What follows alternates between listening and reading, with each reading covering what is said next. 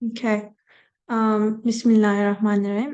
Inshallah, we'll resume our study of the 29th word, which is on the immortality of spirit, angels, and resurrection. This is our 18th session, I believe, and we've been studying the second aim, which is about resurrection. So, last week we started reading the fourth point. We actually finished reading, but then we were kind of going paragraph by paragraph. And I will start reading around here. But before I do that, does anyone want to share any reflections? As a reminder, last week we talked about different kinds of resurrections that we see in our lives here and now, and how they kind of correspond or tell us of the coming of a greater resurrection. So if anyone would like to share anything, please go ahead. And if not, I will start reading, inshallah.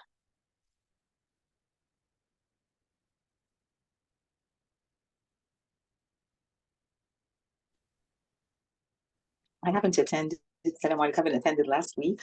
So the sharing that you said, the resurrections that we see how they remind us of the true resurrection. I'm curious about how do you understand that?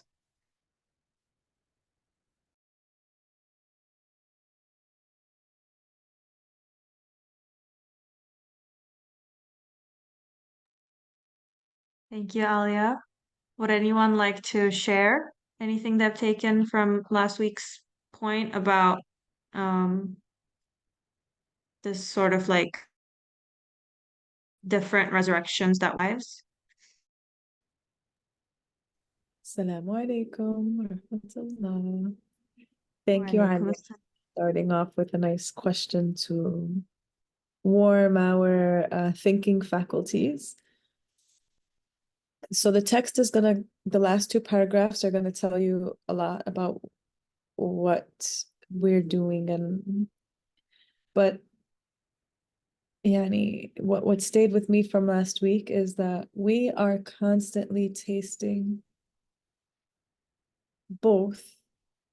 If you think about the breath, like the inhale and the exhale, the sleep and the awake, the change of the day, we're constantly tasting yani, the breath of death and the breath of the eternity.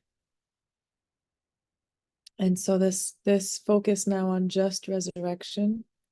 Last week we wanted to reflect on sleep, because every night Dr. Yamina said something extremely profound.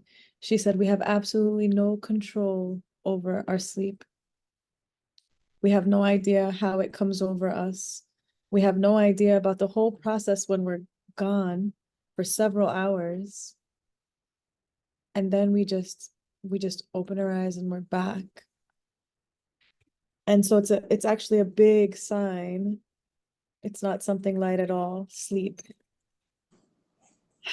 And so our homework was to really sit there with reflecting on how completely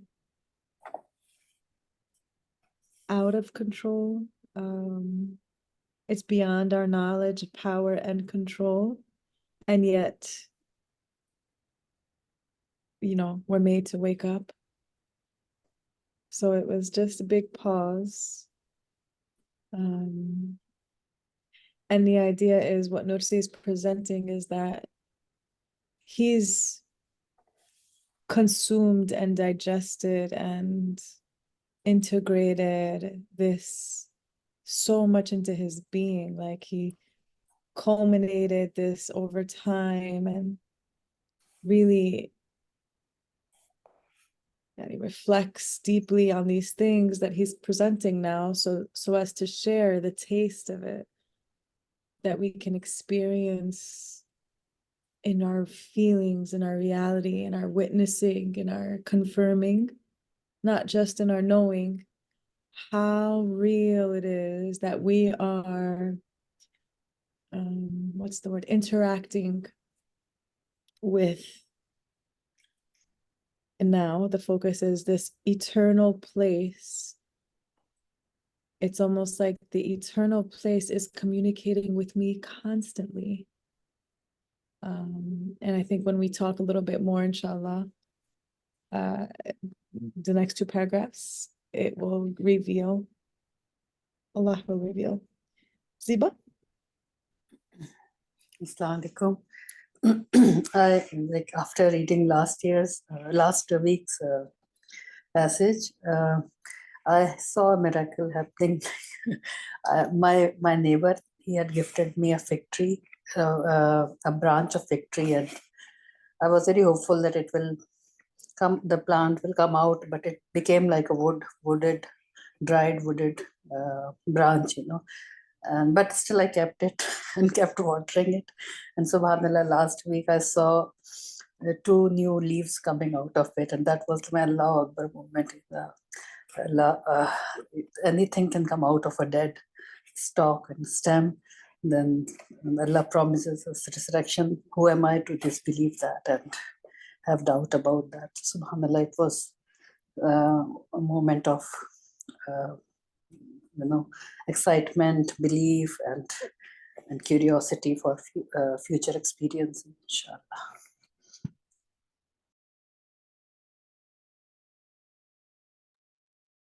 I love that, Siba. It's lovely.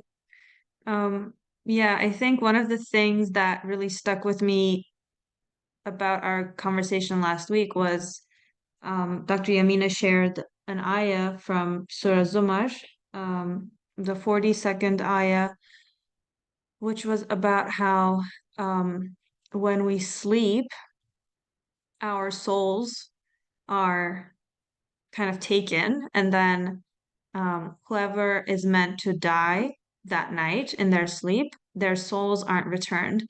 And then whoever has more time left, their souls are returned.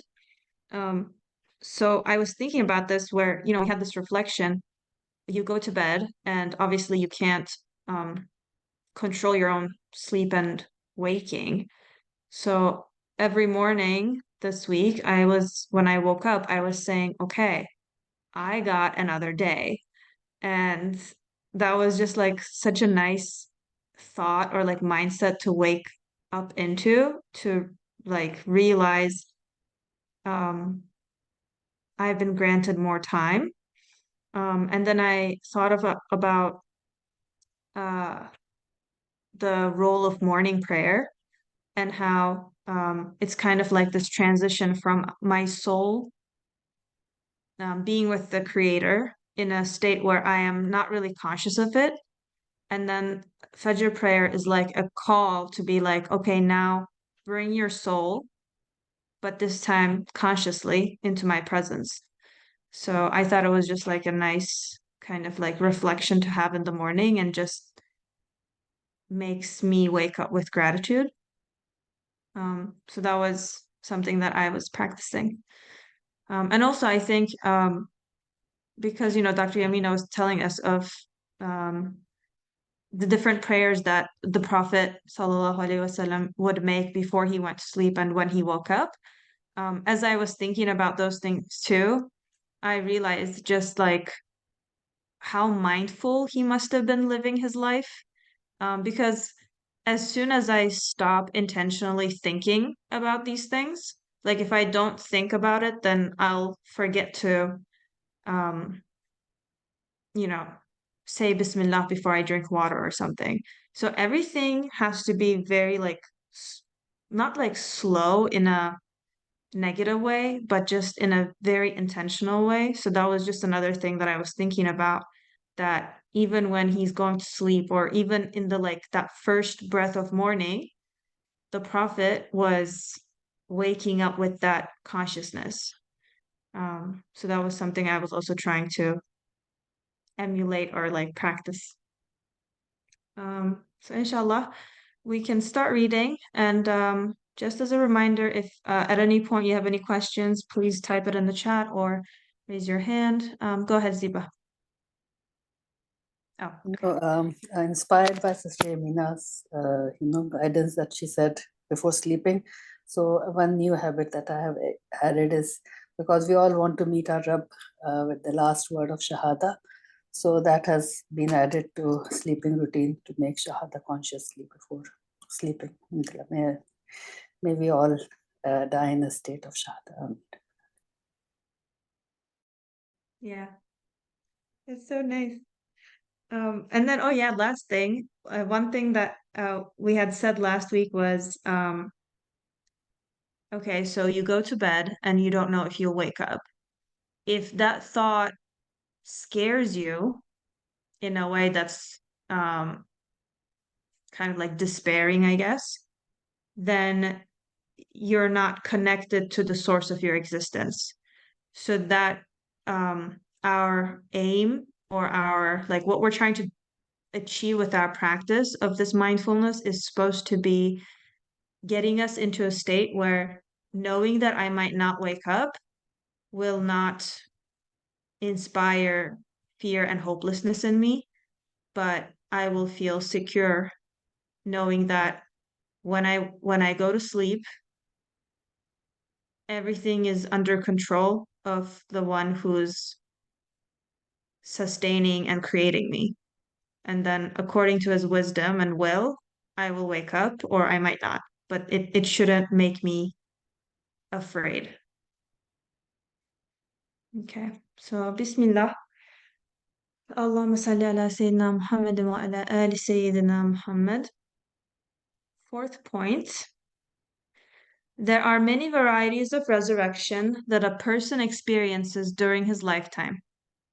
Just as he sees the signs of the resurrection through a sort of dying every night and rebirth every morning, so it is agreed that he undergoes what resembles a resurrection every 5 or 6 years by changing all the particles in his body, and even undergoes a gradual resurrection twice a year.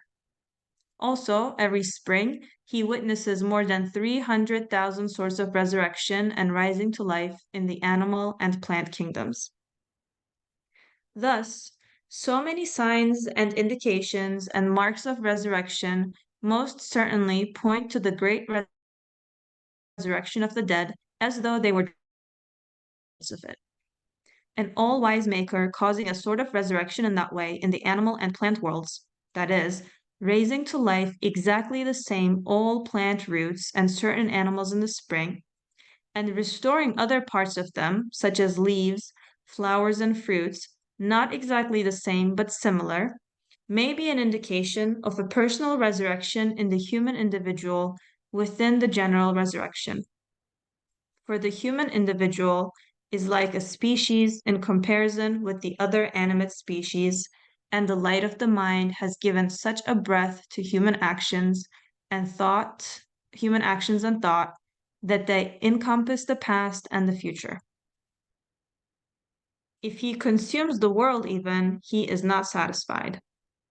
In the other species, the nature of the individual is particular, its value is personal, its view restricted, its qualities limited, its pleasure and pain instantaneous. Whereas man's nature is exalted, his value most high, his view universal, his qualities limitless, his immaterial pleasure and pain in part permanent. In which case, the various resurrections which are repeated in the other animate species self-evidently tell of and point to human beings being resurrected and restored to life exactly the same in the great resurrection of the dead. Since it's proved with the certainty of twice 2 equaling 4 in the 9th truth of the 10th word, we cut short the discussion here.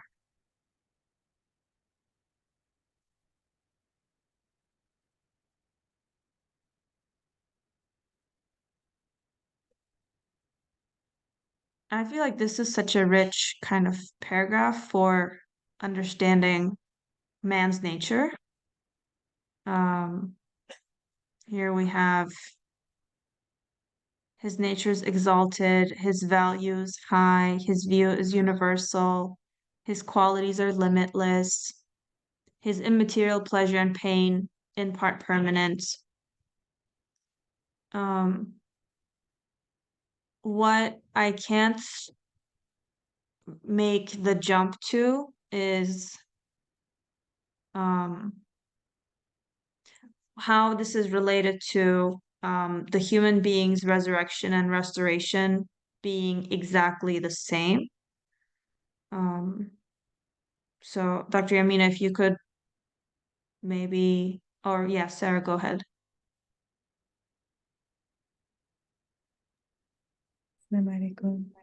So the paragraph right before this, there was the first sentence that really had a word that just made me pause. So like Aliat was asking, throughout our day, as our feelings change, as we sleep and we wake up, every day a completely different creation of the weather, like drastically different, subhanAllah, every day. The drastic change from bright sunlight to complete darkness, back to just brightness once again. So many signs and indications and marks of resurrection most certainly point to the great resurrection of the dead as though they were droplets of it. So the word droplets just made me pause when I reread it because, you know, a drop of something, it's like, and this is something that came to me with the next paragraph as well. So inshallah, it can be communicated. But when somebody tells you, okay, there's this great big resurrection coming, and there's droplets of that for you right now,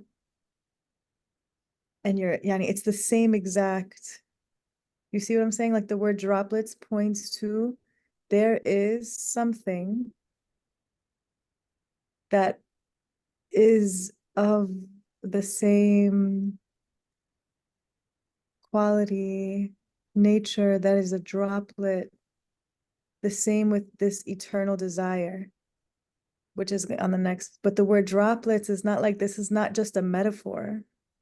It's not just like something that, you know, the drastic change from death, sleep to waking up, that is pretty drastic. And before last week, I considered it kind of subtle, like, okay, you're sleepy, your eyes get sleepier, and then your eyes close. But no, you're awake. Your eyes are sleepier, but you are awake. All of a sudden, you don't remember anything, and you're completely gone. And you don't, khalas, like you're nothing. There's nothing you remember. There's nothing you, maybe you kind of remember something, but you have no idea what you saw or where was it or how could it be, or and then all of a sudden you open your eyes and you're back to life again. And kadhalik, just like that, the droplet is one day it's going to be the last breath and you're going to open your eyes just like that. And you're going to say, the Quran uses the example like, we're going to wake up and be like, what was that? Was that a dream? Like a day, part of a day, about our whole life. Can you imagine? So when the word droplets, it's just such a deeper word than metaphor. It's not just a metaphor. We are tasting something that is so real. And the word indication is something, or signs. We've been using these words. So to marry those words with droplet, it means that we are tasting this place, the reality of this truth in a pretty drastic way right now. And I think we should be able to taste, because let's say you have a droplet of juice, mango juice, let's say, something really like pops. You really, if you drink the whole cup is one thing, okay, no, nothing can compare. But if you have a droplet, it's still the same taste. It's not water. It's not, you know, you're tasting a real sample of that power, that authority, that control, you know. So for me, that was a big pause. I'm like, well, do I? First question, do I really? Or is it just sleep and just waking up? Because that misses the whole point. I mean,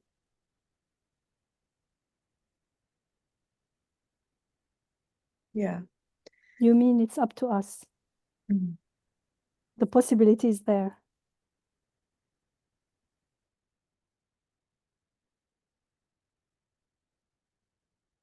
Yeah, I think for me now, at least, I am trying to make it past information. Okay, everybody, even Sunday school teaches you as a child, there is like, there's resurrection.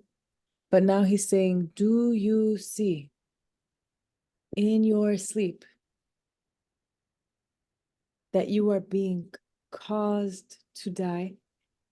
You have no idea when the moment comes. Isn't it so interesting? They actually had a moment, a movie that pressed on this point a long time ago, but like you're tired, and you have no idea when is the moment that sleep will come. You just sit there waiting, anticipating, and then poop, all of a sudden it comes over you. You don't even remember the moment it happened. It just, well, subhanAllah, what about that?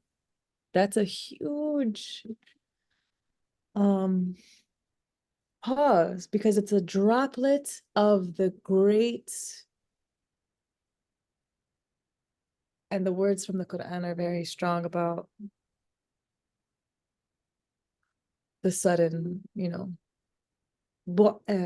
بعثر ما في القبور, like you just, everyone's gonna whoop, popping out of, you just wake up in your, I don't know, subhanAllah, it's just, it's a droplet for us to pause with, of something magnanimous, right? Something extremely, it's ground shaking, really. It should be like that, right? Resurrection is a ground shaking description. There should be something that stirs big awe. And I'm saying this out loud because it doesn't necessarily do that for me, but it's the time now to pause and not just read over the paragraphs, because we are being asked to witness a zalzala, like a ground shaking inside of us, something that shakes you out of the heedlessness.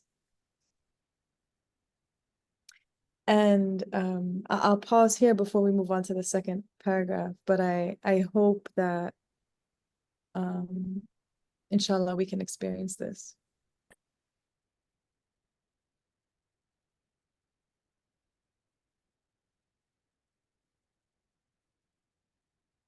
I really like your focus on that droplet, because now imagining everyone and every plant and every animal and every virus, like everything has that droplet of resurrection. So when it's just my own life that I think about and I feel, oh my God, how is it that I go to sleep and I wake up and then I imagine the same happens for Sarah and the same happens for Dr. Yamina, and we're all in different places and it's happening for all of us and all living beings, even things we can't see, things we haven't even yet discovered, they are tasting that droplet of resurrection too. So then it kind of, it gets to that point of that is ground breaking. Yeah, like How is it that he's doing that for everyone? the trees now are completely dead, completely bare, like not a single sign of green. Or, if you have plants at home, when they shed the buds, there's nothing. And then all of a sudden, a burst of some green life. And Imam Nursi, I remember the first thing I read from him was the Bismillah. The first page had me stuck for so long. I'm like, oh my God, I cannot believe. From just the bursting of a blade of grass from heavy soil, a tiny, delicate blade of grass. Look at it, it's like silk, it's like the softest thing. Bursting out of heavy dirt or a branch. What does that indicate?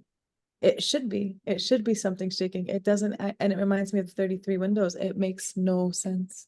It's just, it points to complete, like, awe-striking power, that something is totally dead and then out pops, really, like a pop of life. SubhanAllah.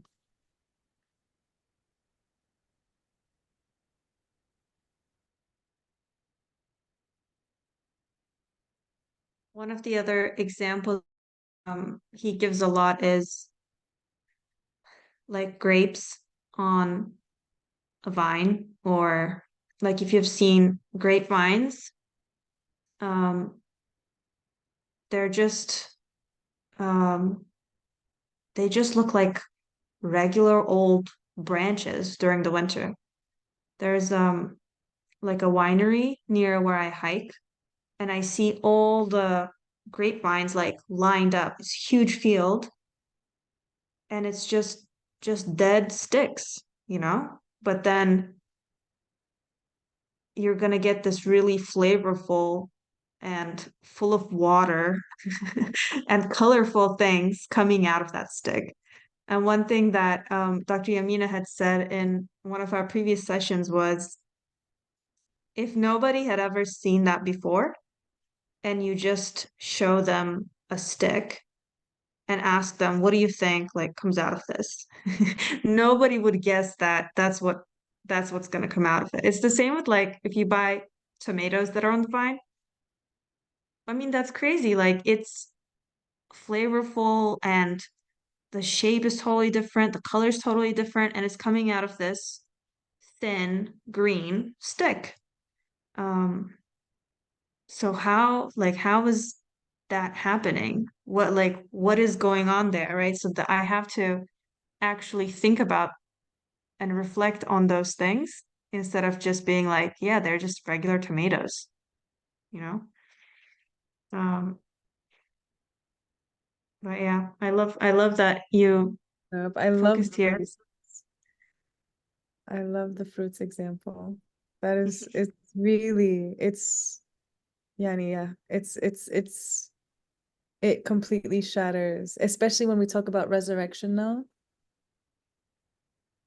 It does something. It's like the power to do that is really intense power. And we're being asked to see the giving of life to death. And we're being asked to see it very keenly and to feel and taste the truth. Not that it's a sign that points to God, like that's another level, that's another word. Now it's like taste the absolute power of giving life to something dead.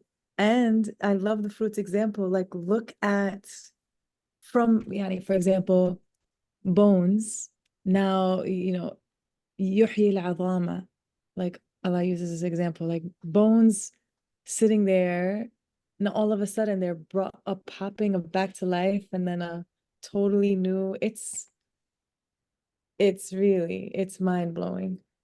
And so the example that you gave of dead sticks, I was cracking up. Dead sticks, and all of a sudden red or green or purple things pop out with water. You're like, what's different? And then really, it's just now to link this to the power of not the power, but the certainty, كذلك, just like that, the great resurrection is near and you're tasting a droplet of it right now. That's something.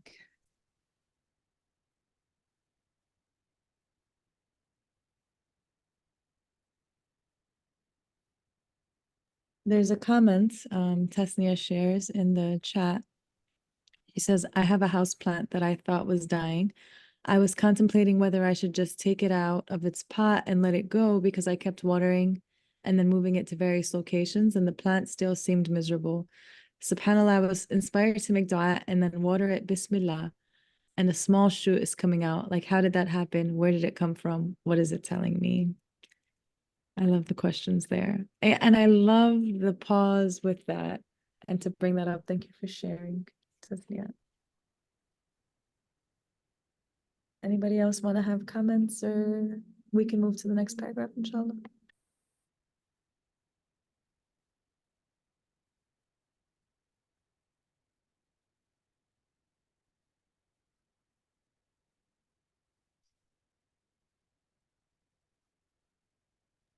Sorry Noura, I know you had the question.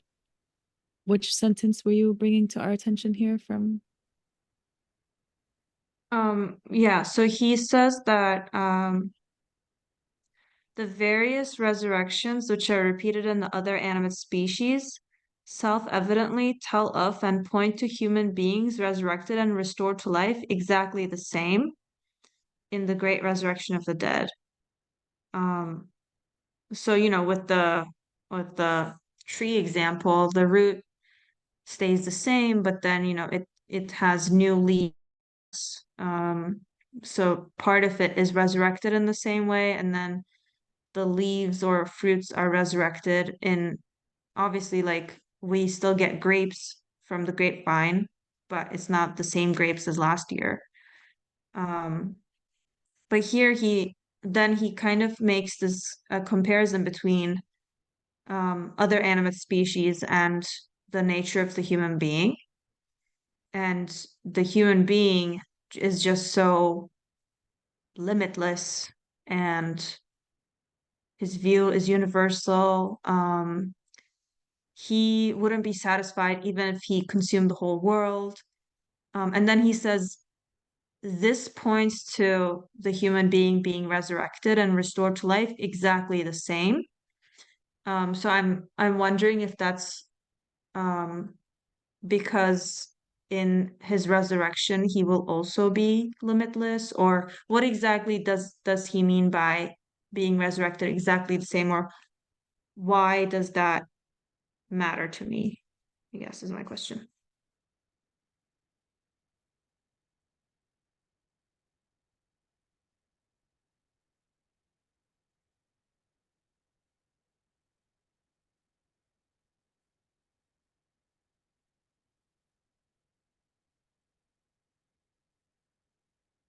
Would you like to address it, Dr. Yamina?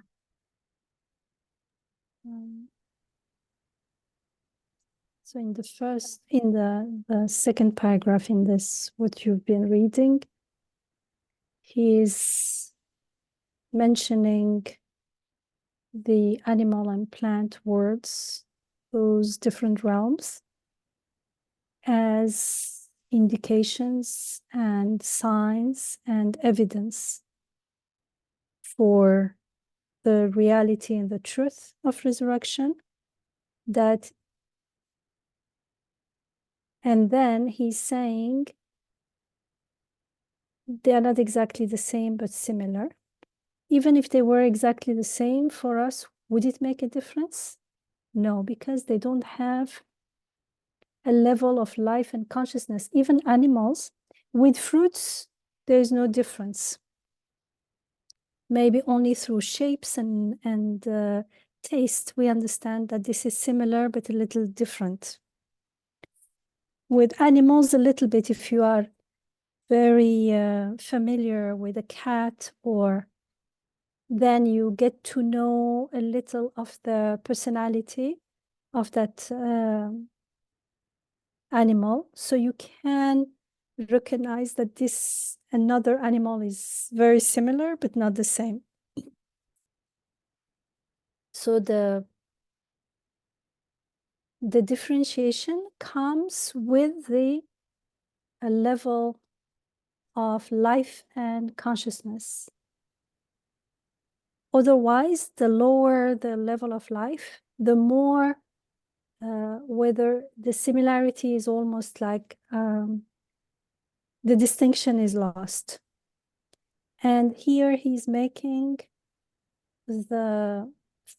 emphasizing the qualities that makes one human being so different from the other from many perspectives, especially physically. We are so similar, and there are patterns also, reasoning and things that we share. But each human being, that's why in the beginning he was saying each human being is like a whole species. Because each human being has a soul that is a commanding law. It's coming from Amr directly. So in that sense, it is that ruh that does not die, and that will be brought back to life with everything else, the bodily resurrection. So that's why he is pointing to his nature, his value, his view universal, his qualities, all these things that it won't be something similar.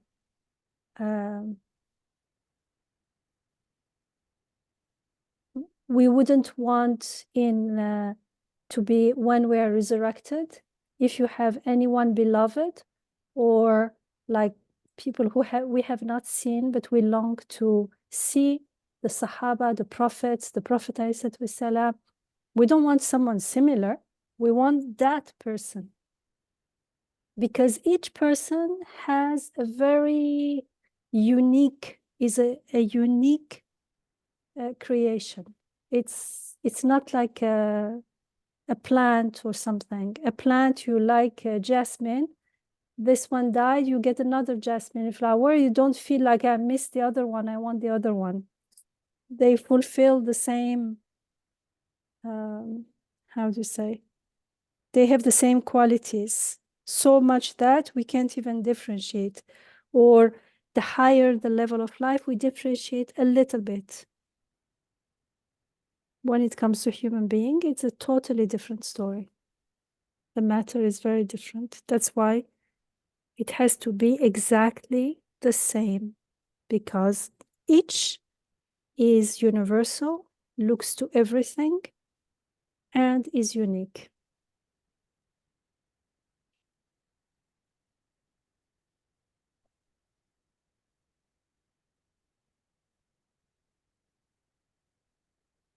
Remember from the beginning, when he said there were 6 matters that were going to be analyzed in this second fundamental points, it was eternal happiness. And he said that everything we look at, the way the creation, the world is created, points and indicates and necessitates eternal happiness. And not only so, the necessity of eternal happiness, and the fact that it is possible. Not only it is possible, it will happen because the creator of everything is powerful, has the power to create it. And then the second one was the destruction of the world, that it is possible and it will occur. And then resurrection and the last judgment, that they are possible and they will occur. They will happen. It will happen. So the first point was about eternal happiness, and how it is when we look at the universe, the order in the universe necessitated eternal happiness. Otherwise, it wouldn't be true order. And in the second point, it was the wisdom in the universe. And the wisdom here was the inaya, the care, the benefits, everything is, the order is not just happening just like to make it look good. No, it's following an order with wisdom to fulfill purposes and benefits. And that was also necessitated and indicated eternal happiness. And in the third one, it was the absence of waste, the absence of futile thing. There is no waste in the creation. That also. So we went through many things. What does absence of waste mean? And it's like more. The third point was a clarification maybe of the second point. And it also looked to human being. So it was in the creation there is no waste. And therefore, how can the creator who created human being with all this abilities and this potential and this desire for eternal happiness and eternal everything, the perfection, and it creates this all this universe and all this sophisticated human being, and then will not fulfill the most important desire, which is the desire for eternity, especially eternal happiness, and will let all those desires, all those hopes go to waste. That's not possible. Otherwise, all creation will be in vain, will be wasted and futile.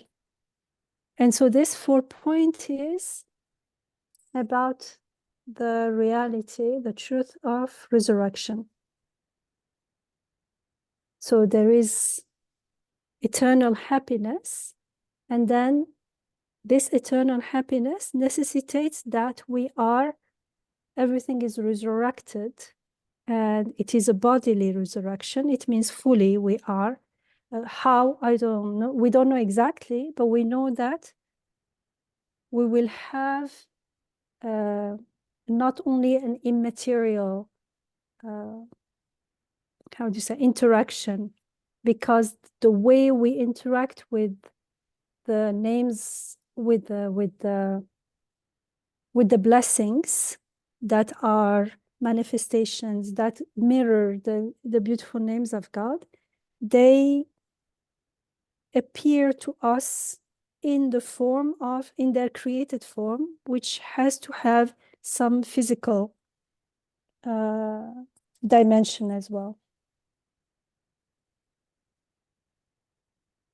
And so now it's about the reality of resurrection, because we can, if we think of eternal happiness without resurrection, it may remain, how do you say, suspended there, as if it's only a thought or a wish, but in order for that eternal happiness to truly be a reality, everything needs to be resurrected, and especially human being, and especially each human being as they are, as they know each other. Remember in one of the, not in this aim, but the previous aim, like, or was it in one of the points here? Maybe he repeated it here. Like we go through various bodies, like since childhood, since we're born, we go through all these phases, yet we are always the same. We change, we grow, our feelings, our thoughts change, our emotions keep changing, but there is something that doesn't change. When we were talking about in the first aim about the ruh, the eternity of the ruh. That ruh, that unchanging thing, will be resurrected. And it is unique to each human being, has a ruh. You can't replace it with something else. It can't be something similar to it. Each one is a divine command, and we know you can't replace a human being. However much another human being learns everything, how to behave like that person or something, even if they look exactly the same, they are identical twins, you know it's not the same person. So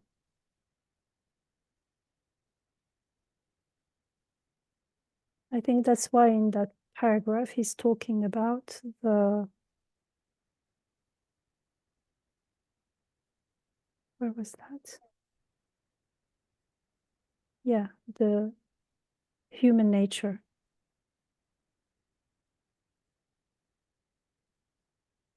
And I think he will talk more about human nature in the next point as well.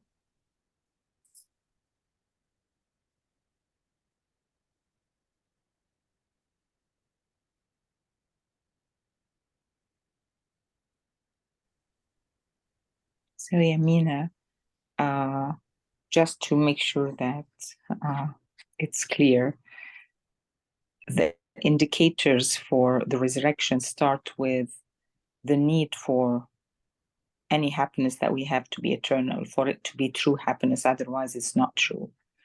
And what we observe as nothing goes to waste, so there is no way that this amazing creation of human being with their desires is created with that perfection to go to waste. And the reminders around us that are showing us resurrection in everything we look at is to confirm and to give us the experience of witnessing it as a confirmation for resurrection. These are the indicators that ground us in the reality of resurrection. Is that a correct understanding?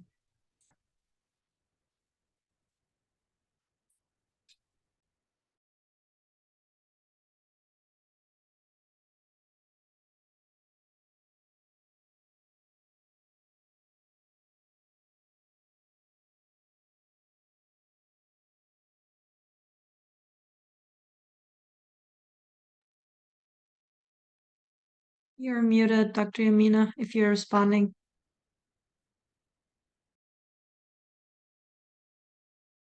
Well, someone else can respond, inshallah.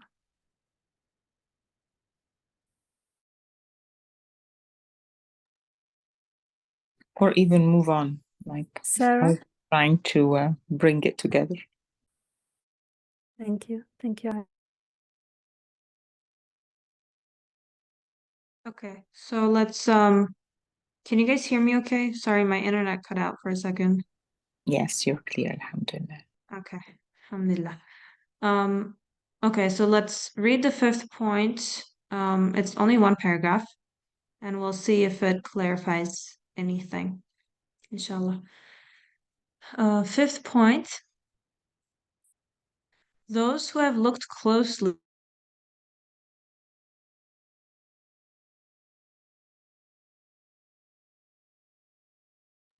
Now we cannot hear you. now you can't. You can't. No, Can you hear me now now? yes. Okay. Those who have looked closely into the realities of creation consider that the unlimited potentialities included in the essence of man's spirit and the unlimited abilities contained in those potentialities and the endless desires arising from those abilities and the infinite hopes resulting from those endless desires and the limitless thoughts and ideas born of those infinite hopes are hands stretched out towards eternal happiness, which is beyond this manifest world, our eyes gazing at it, that they are turned towards it.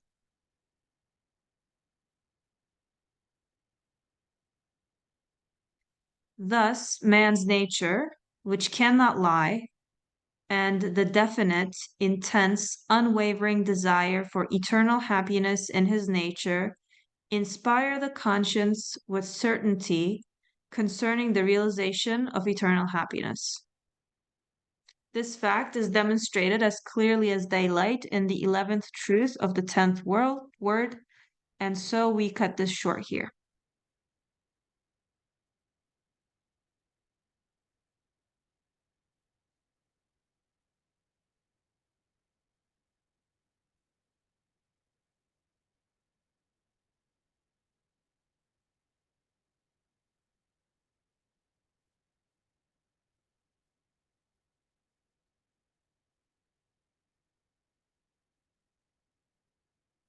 I think this paragraph is exactly what Sister Alia was pointing us towards. All the desires we have been given, the potentialities we have been given.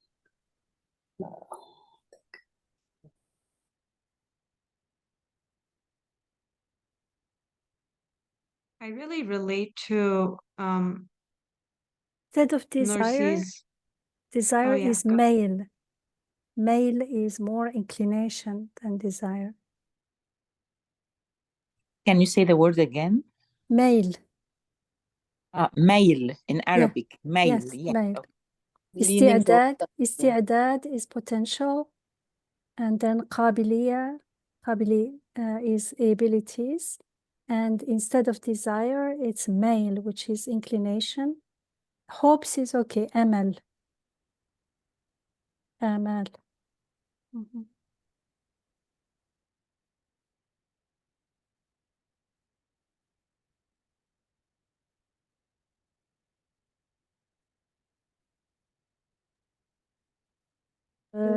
Ideas is تصورات, تصورات.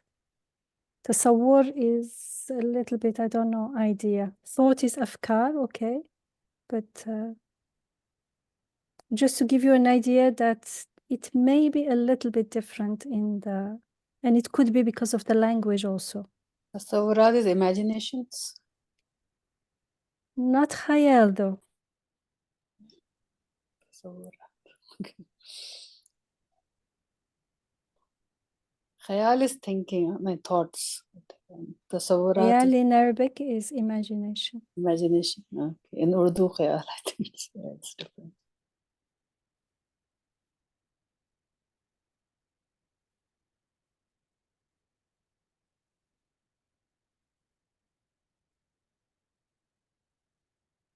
So the difference for desire being male is that you said male is stronger, right? The inclination. It's an inclination. I don't know if it's stronger. It's just that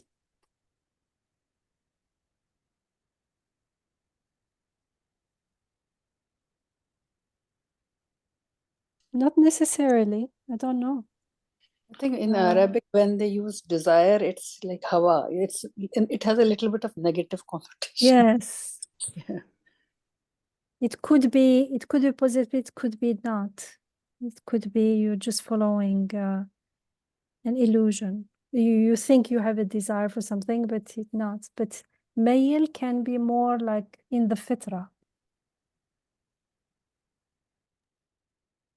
It makes sense. Okay, thank you for saying that, Dr. Mina, because just this is a very long first sentence and it's so loaded. And what you just said sort of brings some insight to fill in the gaps for me. So I'm gonna skip the first part about unlimited potentiality. So we know man's spirit has unlimited, at least from a knowing. I want to go to the experience part and the unlimited abilities. We've heard this, at least we have some awareness of that. In the potentialities, there's unlimited ability to grow based on how we train, and this world is the training place. So the endless desires arising from those abilities, that's, and the infinite hopes, this translation first, and then the translation that Dr. Yamina shared. The infinite hopes resulting from those desires, so, and the limitless thoughts and ideas born from those infinite hopes. And I want us all to go back to any disappointment that we're feeling about anything. Every single disappointment points to a limitless thought that comes from an endless desire, that comes from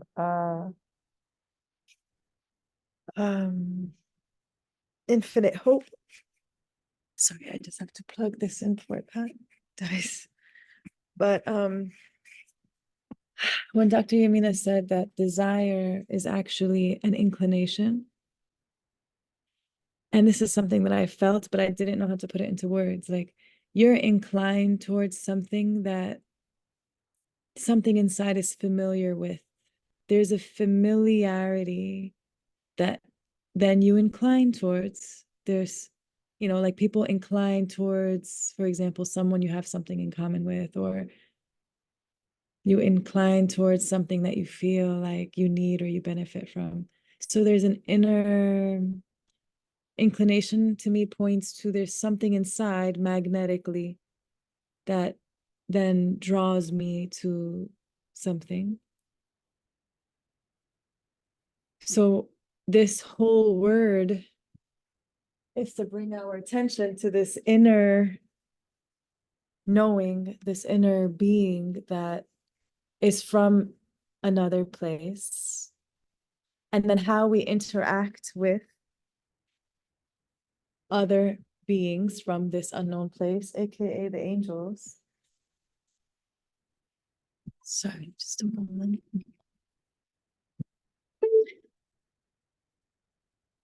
And then ideas, tasawwarat. So, for example, if I go back to my disappointments that plague me, it's because I'm wishing for something perfect that wasn't like this. So but the wish is a very empty word. Here we're saying inclination because something inside is familiar with a different reality, that's missing that reality, that's wanting that reality, that's not even tasted, but that is born in that place and longing for that place. And so when I taste a disappointment here and now, in reality, he says, I love the words that he used. He says, their hands stretching out towards that place, like, you stretching out for something that you miss, that you want to hug, that you want to embrace, that you're yearning for, and then eyes gazing at it. So when we're looking at a disappointment, really, it's the eyes gazing at the comparison, like you're comparing it to something perfect, but where did that come from? Something perfect, because there's something inside. And I don't know if tasawwarat, so surah is, or al-musawwir, right? The one who shapes images. So tasawwarat for me was like, almost like visions of a better. So when I'm disappointed about something, again, just to make it practical, it's because I am envisioning the best case scenario in which this particular thing doesn't happen. So where does that tasawwarat come from? It's not, you see, here in our education, they make you seem like it's your imagination. But Dr. Yamina just said, this is not imagination, the word. It's not something like, I'm conditioned to think that my longing for perfection or comparing things to an ideal is an imagination. They make it seem like, I don't even want to say the word, in your head. Look at how astaghfirullah that sounds. Just completely meaningless language. But there's something inside, bitsawar, I have an image inside of something better. And I don't even realize that I am subconsciously comparing the here and now to this. So he's saying then, as you are taking this moment now in halaqah and inshallah outside of halaqah to look closely into this point, not just your disappointments. For me, the disappointments are easy to compare, right? Dr. Yamina shares the balance of opposites. The disappointment shows you even more clearly that there's something inside with such a strong yani, knowing of perfection, unwavering desire, he says. Oh yeah, unwavering desire for eternal happiness. And now we know that the word is not actually desire, but unwavering inclination. You're inclined towards something that you just know, that you're familiar with, that you I'm gonna pause there. I like the word vision more than ideas, because vision is more powerful. It's like you already know it. It's like when you're on the GPS and you can see exactly where you're going, and it shows you have arrived, or you know where you're gonna go. It's more than an idea. It's like it's more true. And there is a comment in the chat box. Add one thing, so it shouldn't be just my disappointments then. The disappointments are easier to strike a stark contrast of the total opposite. You know, that there's something inside that's measuring this by its innate knowing and inclination, but then even in the joy as well, in the beauty and in the perfection, in the same way, there's something that inside immediately feels like a smile or a sudden joy. That too is a representative, or I don't want to say representative because it's like a living remembering, like as though that familiar inclination gets activated again and is like looking at the perfect sunset or the sky's vastness or the tree or the smile or the whatever it is, and again feel some semblance, something familiar of peace and joy that resonates with it, resonates with the thing inside. You know, there's something inside that's, yeah, like it's like saying, yeah, this is right. This feels more aligned with like what I'm inclined towards. The word was inclination. And my tasawurat, like my vision of how things ought to be, maybe.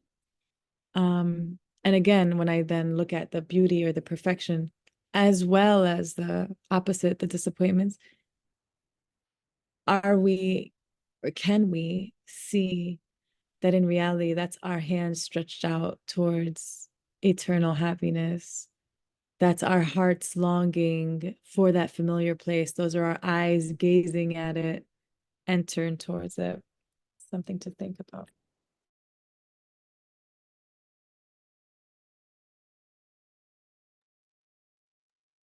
I really like that, Sarah. I wrote down, okay, I have an image of something better inside. So I was thinking like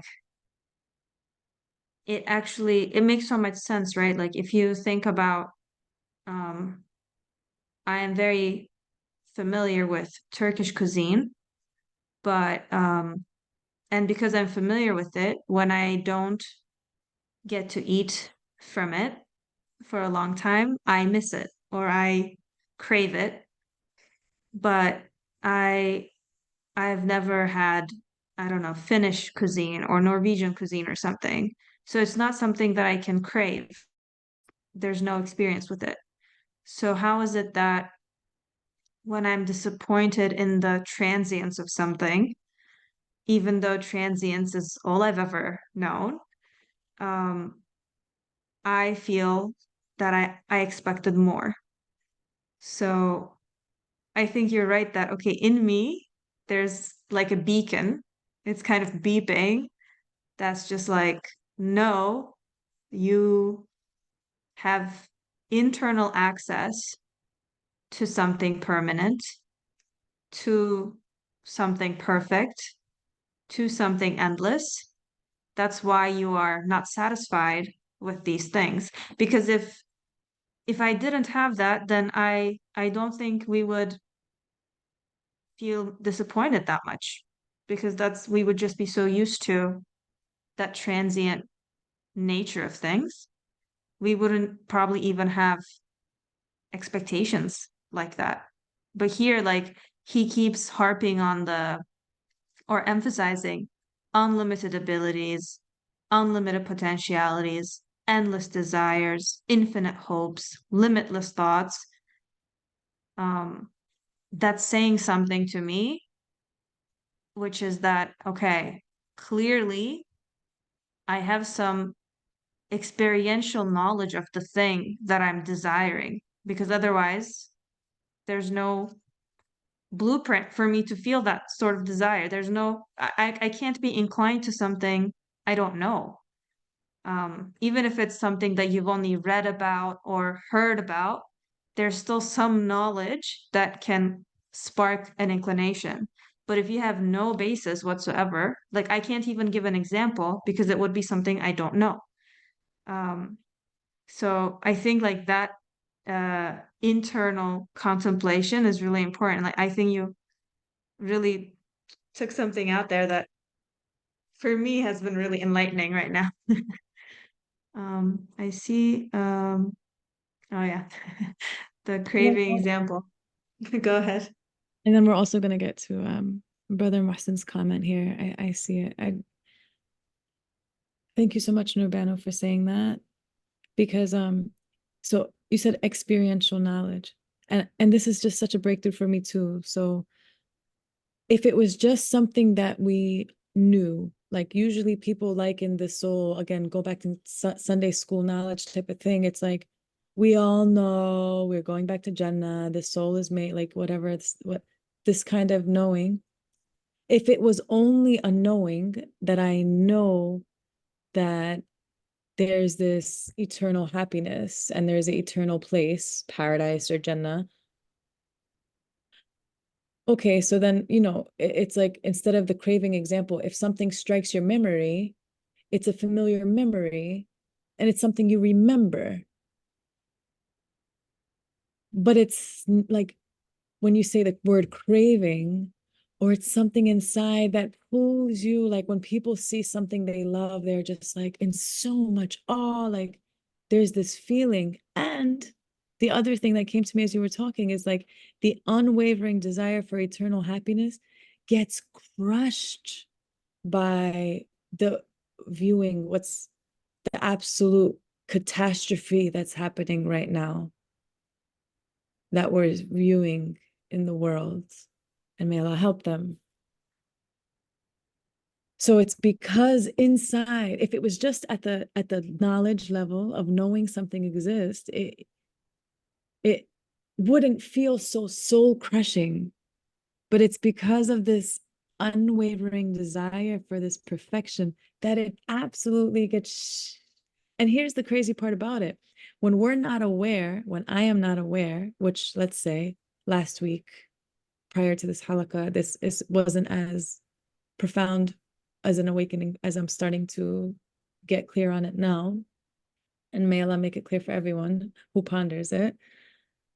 It's as though I am so disappointed and I'm devastated that this catastrophe is happening.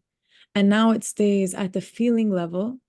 I am heartbroken because this catastrophe is happening before my eyes. And look at how people get stuck now. I can't sleep. I can't eat. I am so.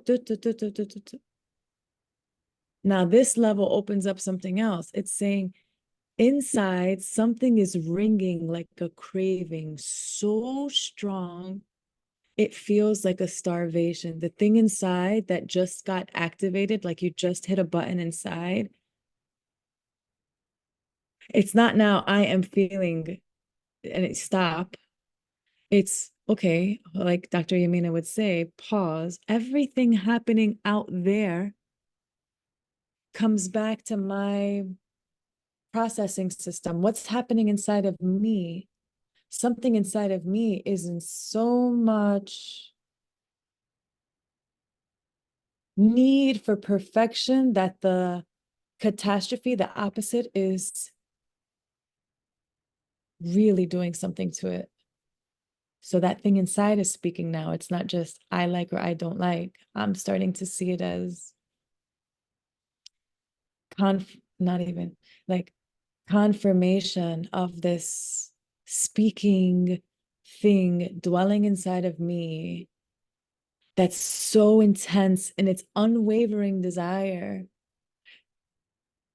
And desire is such a bad word. And it's unwavering experience, inclination, like you said about the craving, it was so good. Thank you, Nurbano. Barakallah fiki, jazakillah khair for channeling that. That craving of something that it knows gets so starved. It's like we just activated it. But it became activated through seeing catastrophe, which reminds us then, oh yes, that's why Dr. Yamin is saying, when you see that, when you're seeing these things, remember, like come back to what's really happening is that your inner voice is screaming so much for eternal, that place. That's really what's happening, because like you said, if my internal makeup was completely unfamiliar with pure bliss, then this wouldn't be so devastating. It wouldn't be crushing my soul. It's because there's such a inner subhanallah. I hope that's clear. I know Alia raised her hand and I have Brother Mohsin. So maybe if anybody has questions first and then, or yeah.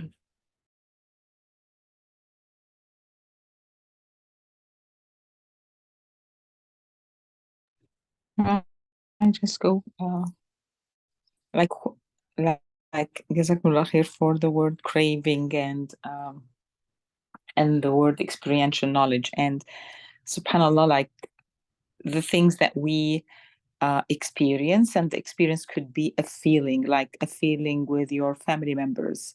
I remember having like, growing up and, having moments or of feeling of so much closeness and emotional satisfaction, uh, with family members. And then at one point in life, I remember like, craving those feelings to come back, but realizing that at that moment that this cannot happen again, like the way everyone in the family has changed um, and things have happened. And I remember realizing at that moment that like craving, like, I didn't like, this was a long time ago, but I remember thinking maybe I wasn't sure of it, but maybe those feelings of us coming so close again together can happen in Jannah. So like, there's a voice inside you, even like for feelings, whether it's like food, it becomes easy as a craving, but sometimes you want to feel the same way you felt with your loved ones, and that feeling that, when you have experienced before, like it becomes like, something that you really crave, you want it again. But then at a point when you realize this is not happening here, the only thing that like, makes it plausible is that you realize, oh, it's not happening here, but it's going to happen in another place. So that was the only comforting thought. I mean, I remember exactly like where I was in the family room, trying, like hoping that we as a family can all come back to the way or the moments that I have experienced once and wanted it to happen, and realizing it will not happen probably, and that it might happen again, inshallah.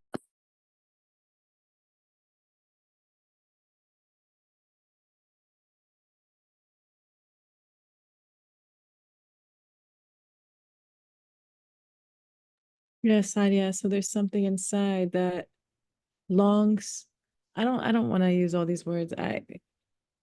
It's not longing. I think these are like the previous words that I think these words give us more grounding. Like it's not just a longing or a wish or a hope. It's actually based in an experience and a knowing, being there. And I think that's the word, being there. Like there is something inside of me that is being in the eternal place. So that's totally different than new or longing, because it is in and of itself like a taste of it. It's a living reality of that place, living, being, breathing. Like Yani, it's something alive inside that Yani, an example would be like its feet are already there.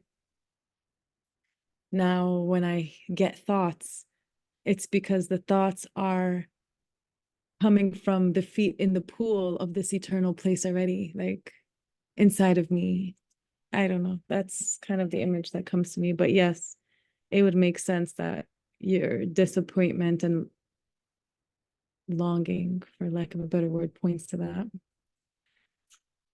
If I may, thank you, Sarah, Nurbano, Dr. Yamina, everybody. It's something that you have been talking back and forth that it got inspired in my mind to think of.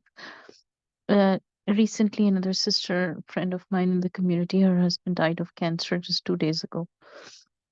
And I was thinking that, creation, recreation, or recreation or other, and resurrection is already given to us in the Quran, whether it is through accident or long illness, or through sadness, or sudden death and injury, or being murdered. Humans or animals will die. Trees will get cut. Um, artificial, modern, current times destruction of planet is happening, whether it is because of consumerism that is unaccounted for, and or these warmongering evil that we have around us. And so we ask Allah subhanahu wa ta'ala to, I think the longing that you're talking about is the absolute divine justice, the retribution for all the wrongs that lives are experiencing, innocent lives, defenseless lives.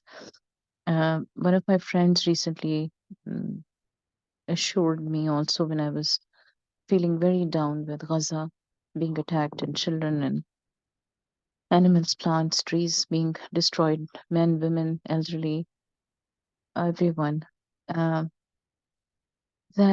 on the day of judgment, even a ram that has a horn or horns and the one that doesn't have horns, there will be justice done between them. And so all of this recreation is to lead to the sequel, that after death, dying, fading away, being wronged, Allah subhanahu wa ta'ala in another realm will bring closure, be the bringer of that absolute justice that we long for. And then, of course, tied to it is the idea that eternal forever heavens, Jannatul Firdaus, will be ours to inherit, inshallah, or those of us who, inshallah, may we all go, and all the defenseless people, innocent people, animal, plants who are being harmed, they all are witnesses. Whenever I look at branches of trees that are bare twigs and stems, as you were saying earlier, they have the hope and the longing that when Allah subhanahu wa ta'ala says be, in next spring, they will spring up again. They will blossom again. They'll have buds again. They'll have green baby leaves coming out, and even the trunk and the branches will become full of life.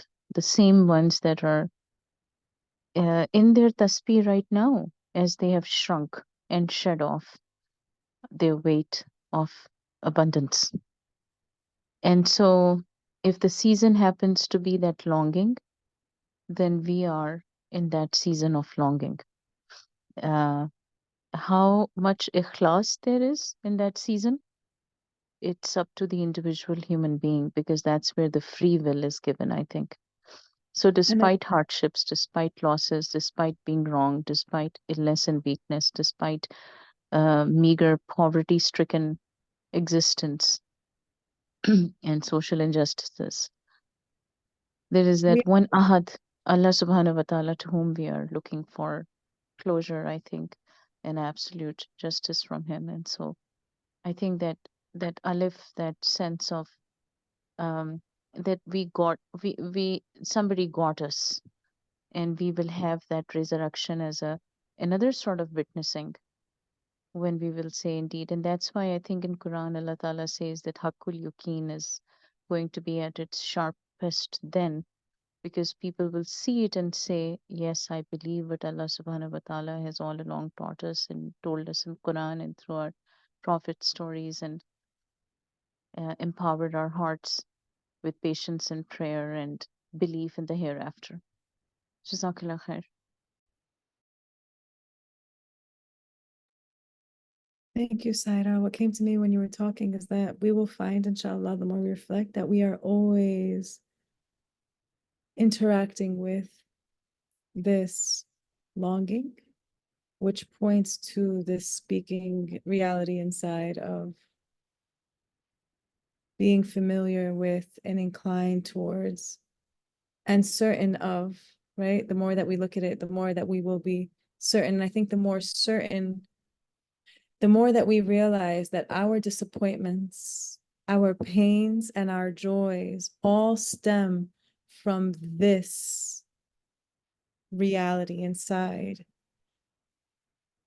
that is born from the eternal place, that is sustained by the eternal one, that breathes through the command. Yani it is the reality and the breath of the eternal one speaking, living.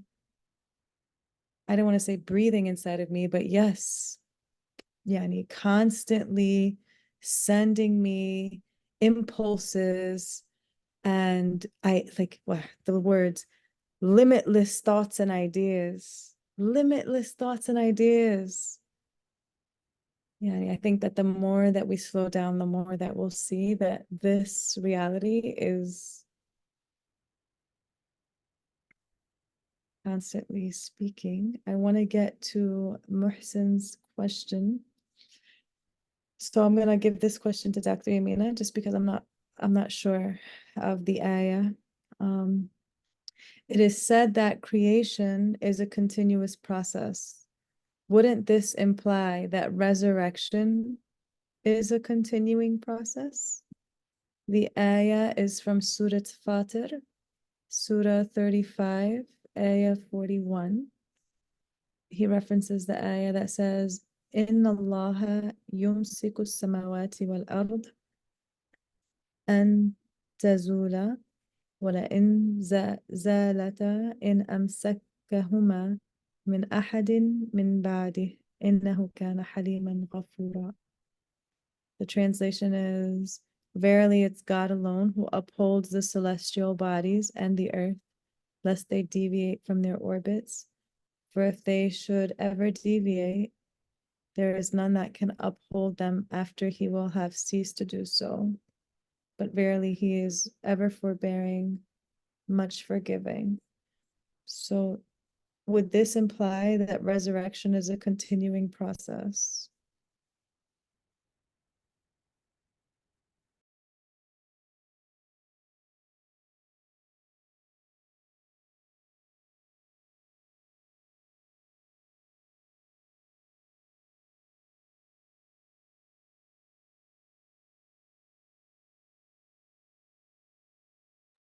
I love it.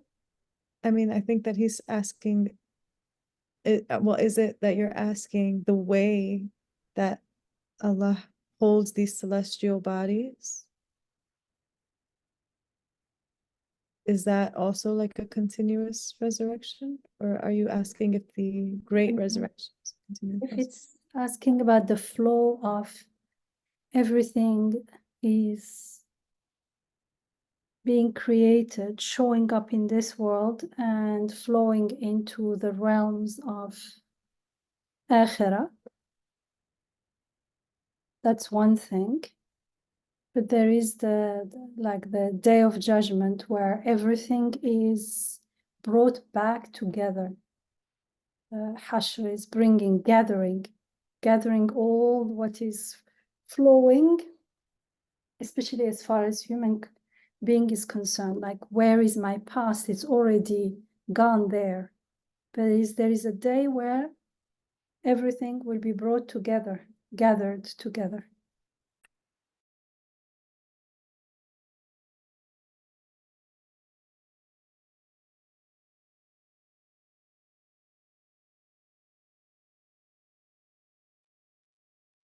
Thank you, Dr. Yamina. Does that clarify for you, Mohsen? Let us know if you have another question. You can either raise your hand or put it in the chat. Seima also has a comment in the chat. Experiential knowledge reminds me of the neuroscience discovery about how experiences change the structure of the brain that helps us and employees to serve and is employed to serve us to understand beyond knowledge.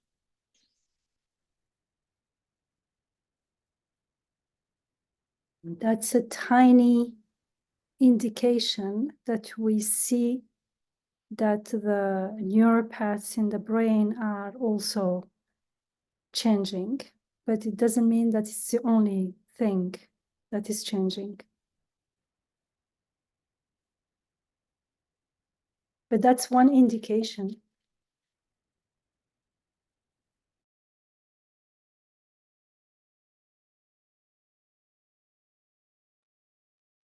You know, previously we had also said that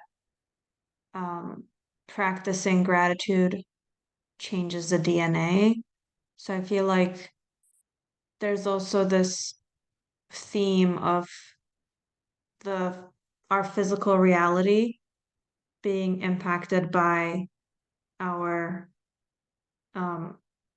like what's going on in our ruh or in our soul. And that kind of takes me back to one of the previous points we had read about the ruh being a divine command, or having its own, not having its own, but being a sort of command or commanding force. And also I think it kind of fits into the general theme of the 29th word, where we've been looking into the melekut, or like the angelic aspect of creation. So it seems that we can't ever disconnect them. They're not independent of each other. What we do with one always has like a footprint on the other, which I think gives a lot of hope. So that's very nice. Shema also said, DNA, brain, our physiological sides are responding to those. Very remarkable. Yes, I agree. We are at 9:30, so I think it's a good place to stop, inshallah. Next week we can start at the 6th point. And we can kind of think about the end of the 4th and the 5th points in the coming week. Especially the 5th point, really kind of maybe lean into those limitless potentialities and abilities and inclinations, and reflect on those, inshallah. I would ask for any last minute comments, but I want to respect people's times. So inshallah, keep your comments. You can always share them with the WhatsApp group, or share them in the beginning of the class, inshallah. سبحانك لا علم لنا إلا ما علمتنا إنك أنت العليم الحكيم وآخر دعواكم أن الحمد لله رب العالمين. الفاتحة على رسولنا صلوات.